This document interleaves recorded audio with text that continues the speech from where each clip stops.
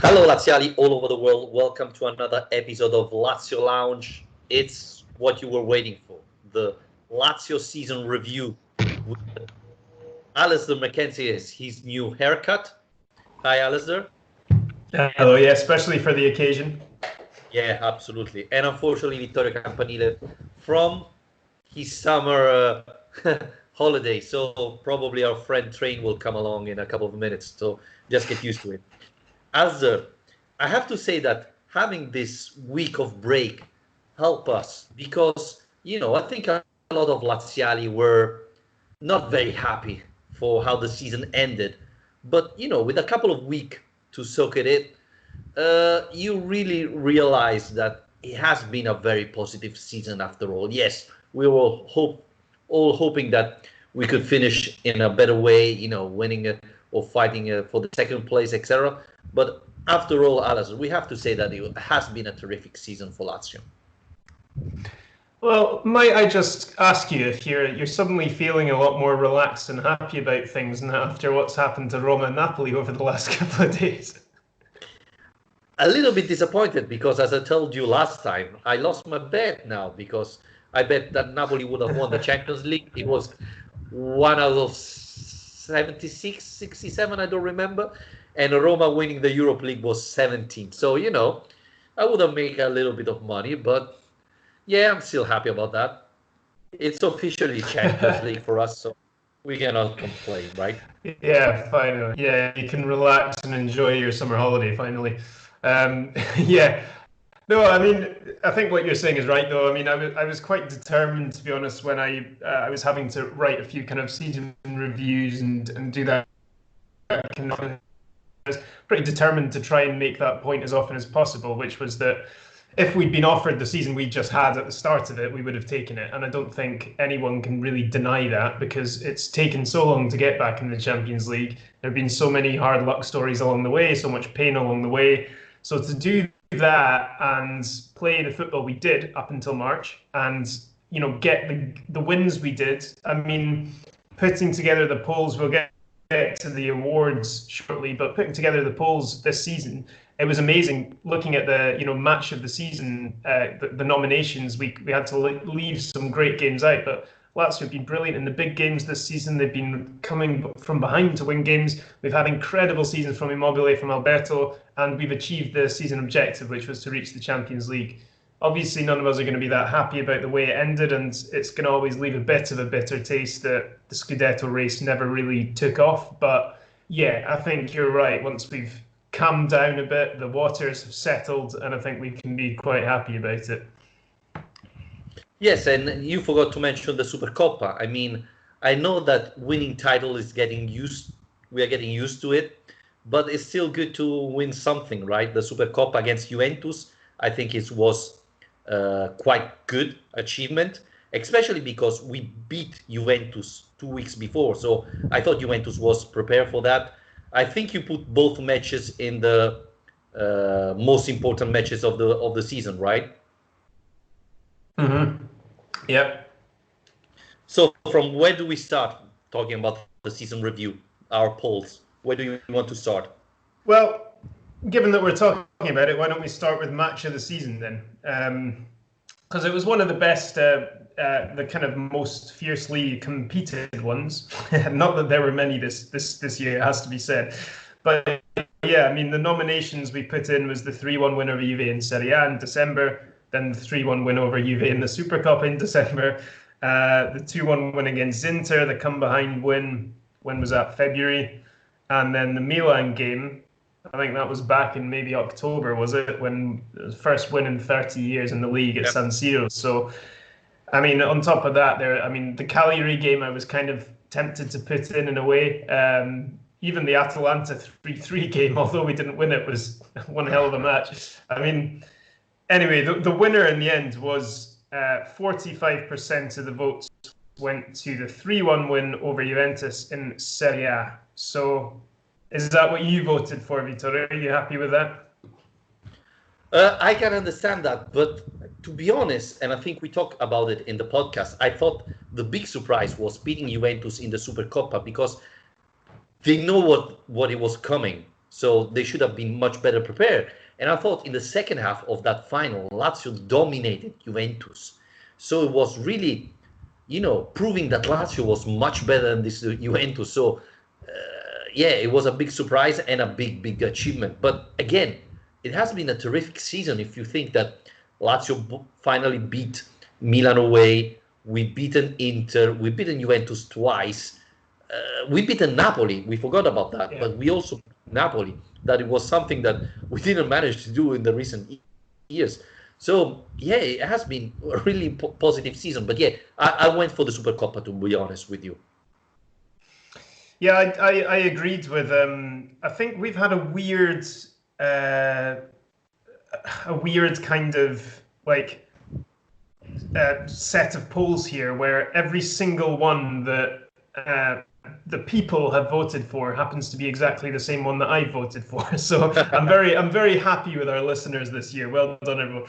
But yeah, I mean, for me, it was the Serie A match because I think it's a kind of night I'll never forget. It was on my 30th birthday, and I had friends with me, and I got to go as a fan, and the choreography was amazing, the atmosphere was incredible, the stadium was full, and going behind and then coming back to beat Juventus, and I can't remember how long it had been now. It's 20 something years since we'd beaten them at home in the league, and to do that at the time was a huge statement because nobody had beaten Juventus this season up until that point. And it was just a big statement, I think. It kind of really did a lot for this team in terms of what happened next. I think it gave them a hell of a lot of belief. I think one of the most important things that's happened this season is that the mentality of this team has improved a lot.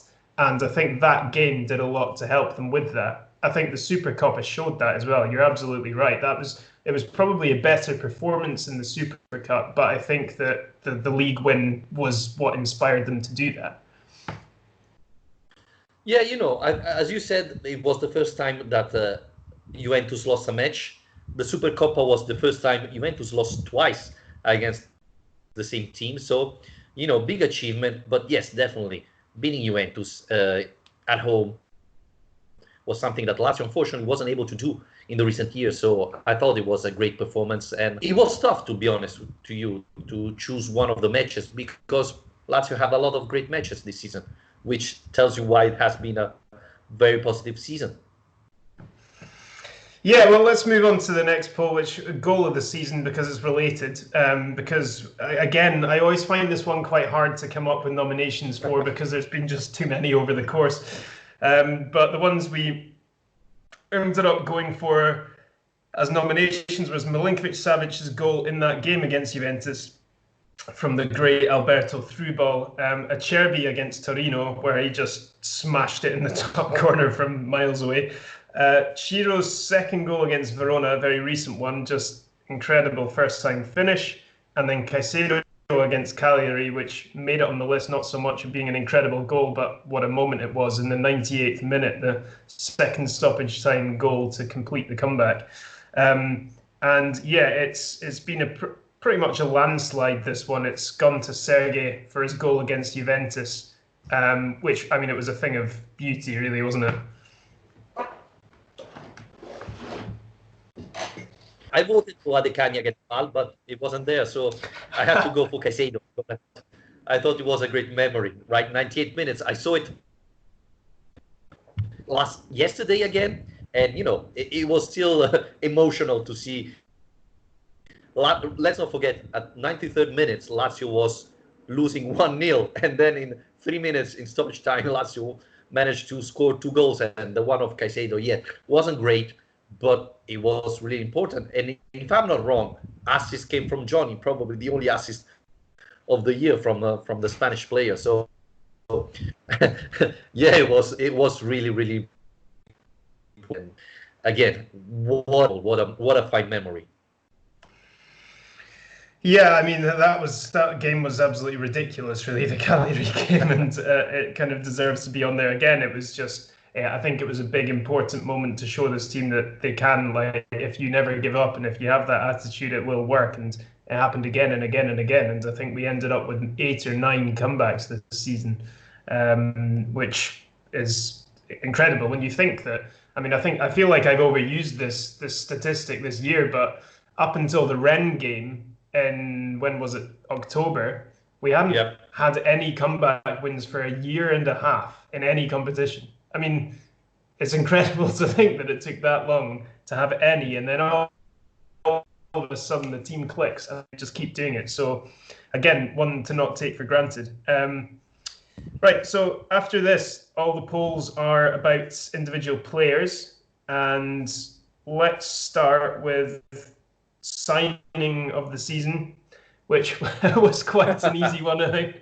Yep, unfortunately. We only made 4 signings, so it was Johnny Adekanye, Lazzari, and Vavro, and Lazzari obviously won it.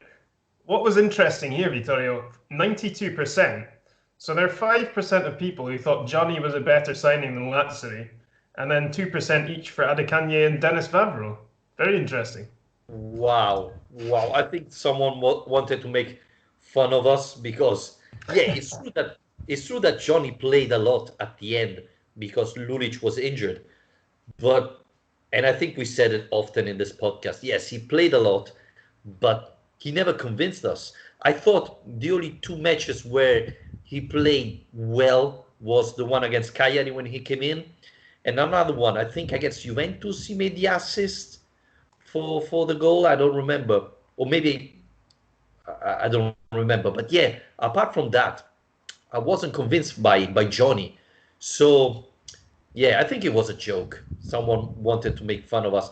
And the other thing is, Vavro didn't have that many options, that many chance to play. I thought in the end, in the final part of the season, he didn't play that bad, but simply he didn't play at all. You know, against Sampdoria when he started, I thought he had a convincing game, but apart from that, he didn't have that many chances. So maybe this year he's gonna start and prove his talent. But yeah, I thought this was an easy poll, to be honest.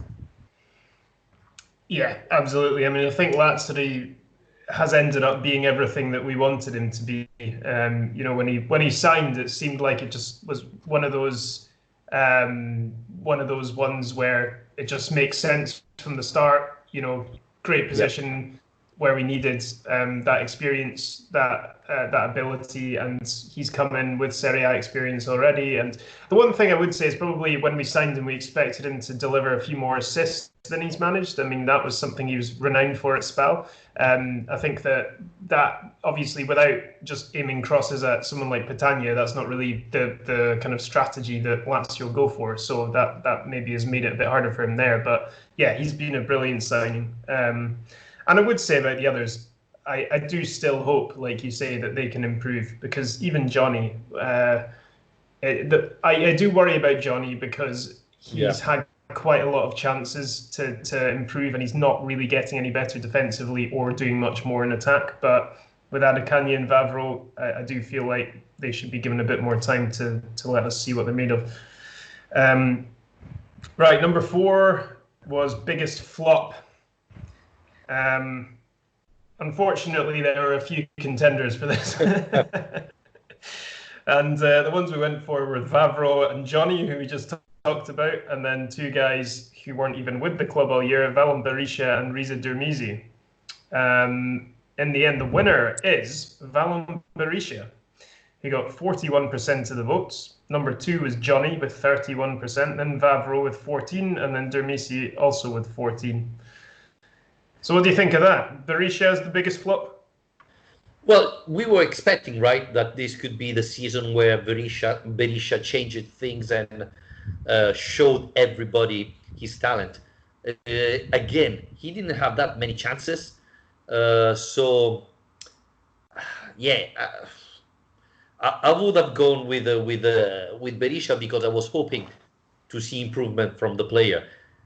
My impression, Alistair, is that Inzaghi wasn't convinced about the player, and when the manager is not convinced, he hardly give you any chance to prove him wrong, and that's what happened with Berisha. With Vavro again, I think it was pretty much the same thing. Obviously, you pay 11 million euros a player, you hope that he could be a starter from day one, which never happened. So yeah, I thought it was a fight between the 2 players, and Johnny already talked about it, right? Durmizi, I think it was unfair because he really never played this year, so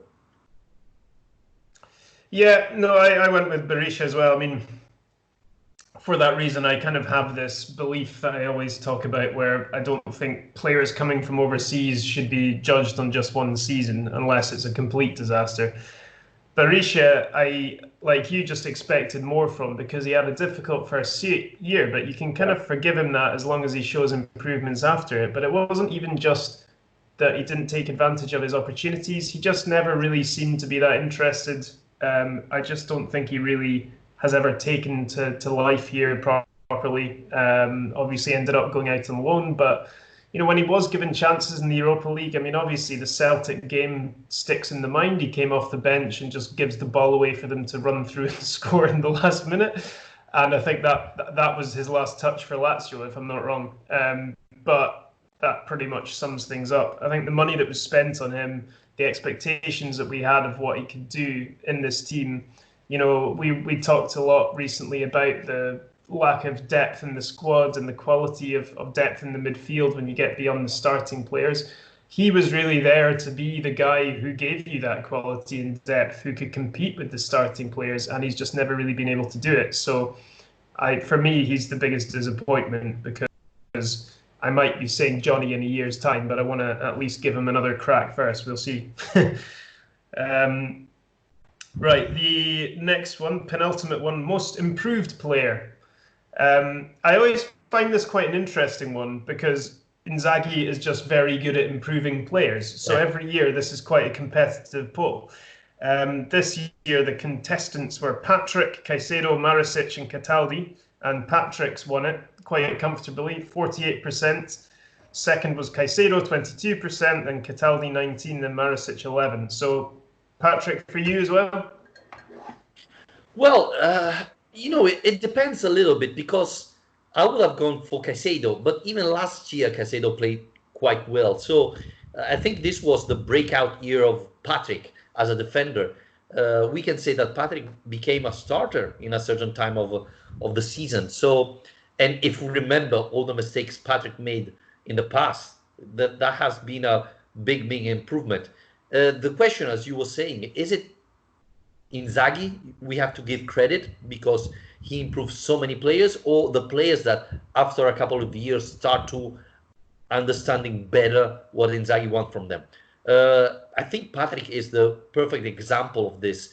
He was the captain of Barcelona Serie B, so B team, so wasn't very talented player, but he improved a lot with Lazio.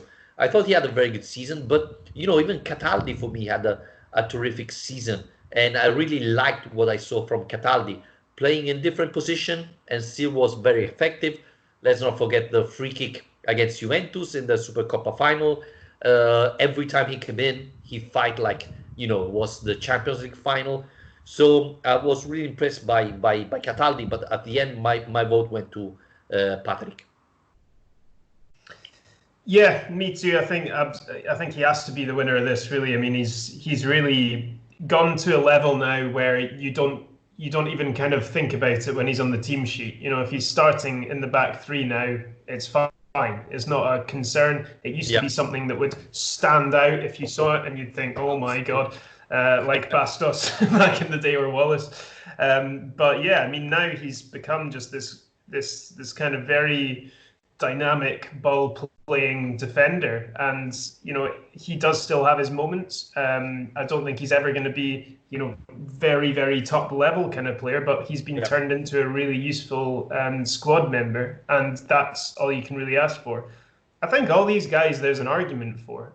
Patrick for me has to be the winner, but even Adam Maricic, who was bottom of this poll, let's not forget that the reason Lazio was brought in was basically that Maricic wasn't regarded as being good enough to hold down that spot, and he had a pretty disappointing second season, and he's managed to almost reinvent himself as an option on the left now as well, and he's had a long period out injured this season, but even so, when he's had games, he's done pretty well, finished the season strongly as well. So he's ended the season basically being rated higher than he did at the start, which I guess is what you're looking for from a most improved player kind of nominee.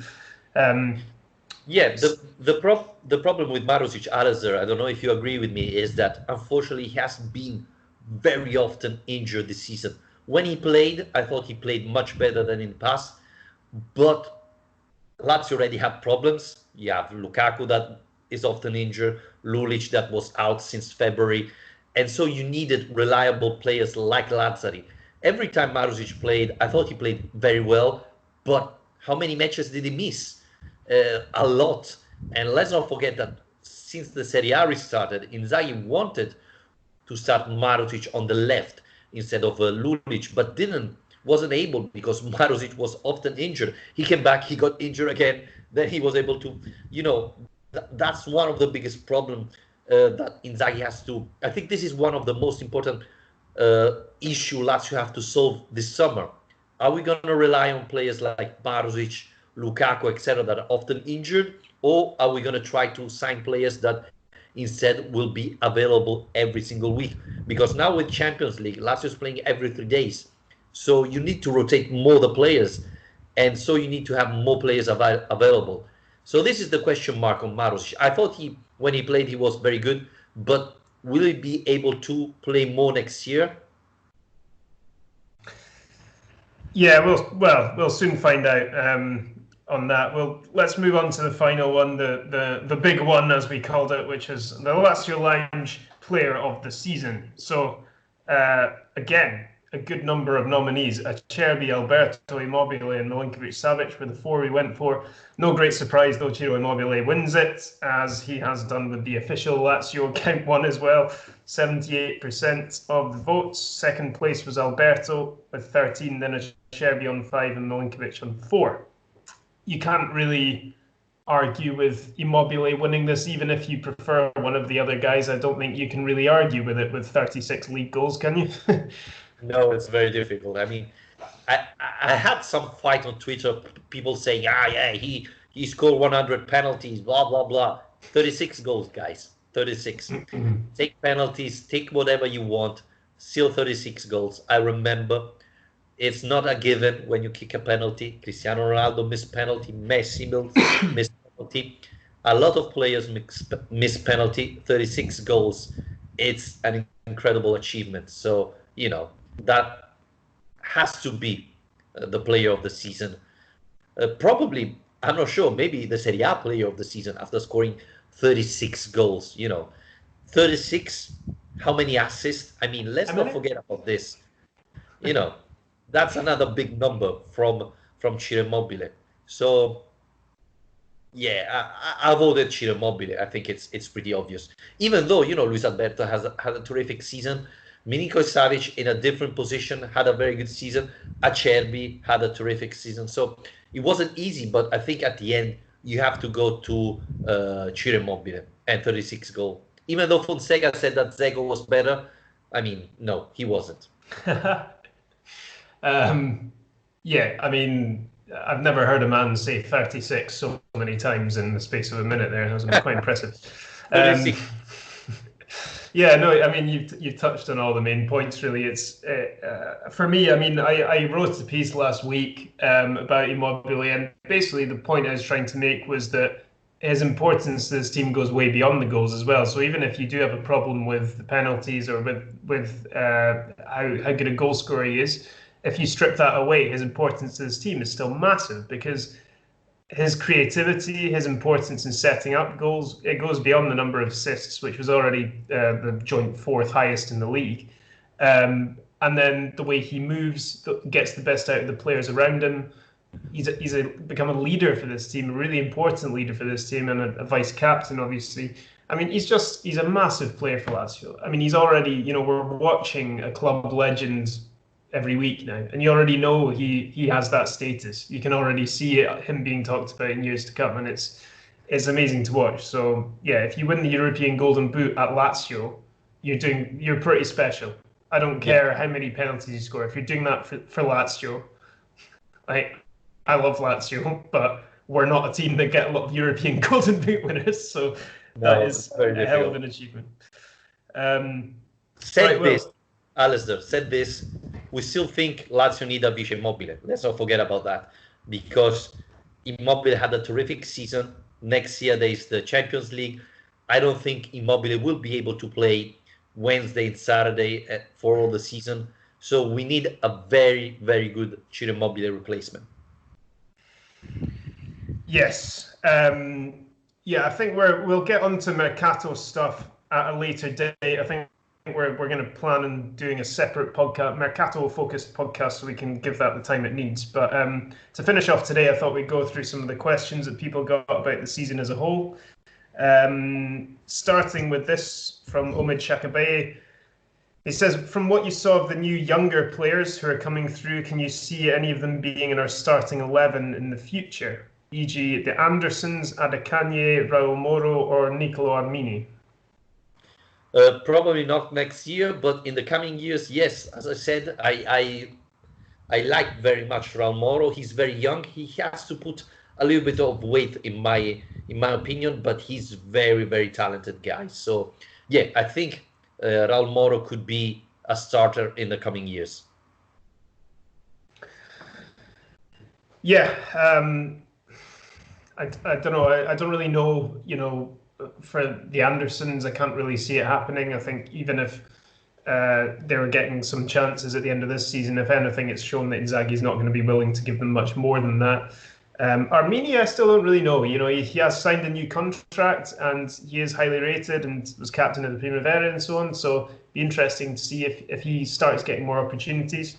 Because a player like that, I think all he really needs to do is get a chance and take it, and then all of a sudden he's in the frame. So if he manages, even in with it's going to be different next season, because it's not going to be that we're playing a kind of B team in the Champions League matches. We're going to be saving our strongest possible team for the Champions League matches. So that means that players like Armini might get exposed to more Serie A football. So it's possible. I've not really seen enough of him to know if he's up to the challenge or not, though. Yeah, I have to say that watching Primavera as well, I thought this year he didn't play great football. Last year was much better, but last year Lazio was in Serie B, so we have to see him playing against a good striker to have a right value of the player. Even though there are rumors that he could go on loan next year, so we're gonna see. Right, next question from Arvid. I like this one. What are your 3 most defining moments of the season? For me, it's the Super Cup against Juve. This is him saying this. Caicedo's late winning goal against Cagliari, and then the blowout away against Atalanta from being 2-0 up and probably losing our drive to challenge Juventus.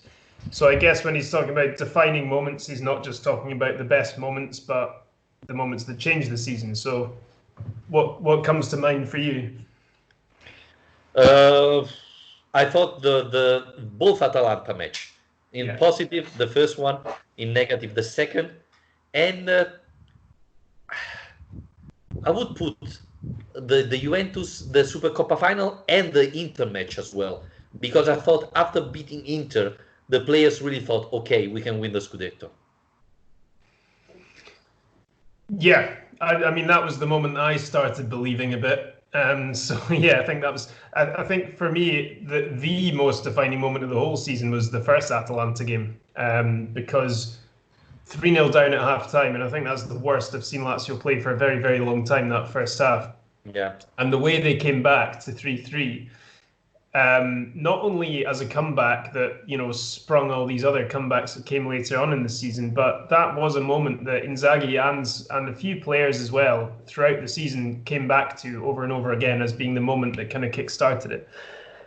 And that kind of sparked that amazing unbeaten run and winning run, and I think really did a hell of a lot to help change the team's mentality. So I definitely put that very high up there as well. Also, the Juve Serie A game, for all the reasons I already said, I'd definitely put in there as well. So, yeah, and Cagliari, yeah, all these things, all these things are definitely all matches, all the matches. Right. Oh God, I should know how to pronounce this, but I don't. Is it Connacht Rooney? It's not a question you could answer as such. However, why have Lazio got such a small squad? We're literally taking novices off the bench. It's cost us a higher place. We'll get stuffed in the Champions League if that doesn't change. Why do Lazio have such a small squad, Vittorio? Because we had so many injured players, and this is a problem. Leiva, Lulic, Radu finished the season early. Correa was injured often, so that's just the problem. Yeah, and it wasn't a squad that was built to play every 3 days, I think, is the essential issue here. It was kind of built to have a strong enough team every weekend to do a good run in Serie A, but the way they bombed out of the Europa League showed us quite early on that this team wasn't up to that rotation, and no one could have seen that end of season coming. I still don't think that they handled the situation well, but I think that's essentially the issue. When you've got those injuries building up and those fixtures building up, you can't really do too much about it. So the final question here we had from Summer Kazem is, do you think Inzaghi will be flexible enough to play anything other than his beloved 3-5-2? And then he says, Italian clubs always failed with this tactic in Europe. Well, we don't have to win the Champions League, so we can keep the 3-5-2, but I think he can switch a little bit, maybe 3-5-1-1. It depends on the market. Someone says that he can switch to a 4-2-3-1, something like that. We're going to see. Let's not forget that Inzaghi started with a 4-3-3 when first year at Lazio. So it depends on the player, I think. So I don't think it's going to change, but who knows? I'd be surprised. He's been very stubborn about sticking with that tactic for the last few years. Yeah, I think I'd like to see him kind of be a bit more flexible to be able to change things in game a bit more. I think it'll also depend on the mercato that Lazio have, because if a player like David Silva, for example, does come in, don't say it. But for example, a player with that versatility, even if it's not him, that does change how many options you've got, I suppose, in terms of how you can line up that team. I don't think he's going to change from a back three or anything like that, but perhaps we could see a bit more versatility to ask a few more different questions of teams, because yeah, I think in Europe you do have to probably think of things a bit differently than you do in Serie A, and that's going to be a big challenge for Inzaghi because of the fact that this is his first Champions League campaign, and for most of the players as well. I didn't listen to you until it's official. I don't talk about David Silva. Sorry. Okay, another time. Finish the questions. Yeah, the questions are up. Final thing guys, I wanted to say was just congratulations to Simone Inzaghi, because we have a new Inzaghi in the world, Andrea Inzaghi. Yeah. Born on the day that everybody said he was on the train up to Juventus. So congratulations to them. Yeah, we're going to talk about that another time. Guys, if you're on YouTube, I'm wearing the new Lazio shirt. So if you want to have a look, just go to our YouTube channel and you will see a very nice bloke wearing a very nice shirt. I have to say I love it. It's quite good, especially when you wear it, when you're close to it. It's not bad at all. I think I like it. And obviously, Lazio shirt is always great. So, Alistair, we can wrap it up here again. I don't think you have a stat for the moment. Where are you going? I'm staying here, don't worry. Okay. No, I think I've used up my stats for the season. I need some time off to recuperate and then come back next season stronger. Yeah, we're going to come back probably next week because, crossing fingers, we're going to have some Calciomercato update about Lazio. There could be some announcement or at least some assignment, some players signing a new contract with Lazio. So we're going to come back with Calciomercato update. Thanks everybody for listening. Thanks everybody to subscribe to our podcast on iTunes, Spotify, on Spreaker, and to support our channel on patreon.com/Lazio Lounge. Thank you, Alistair. Cheers.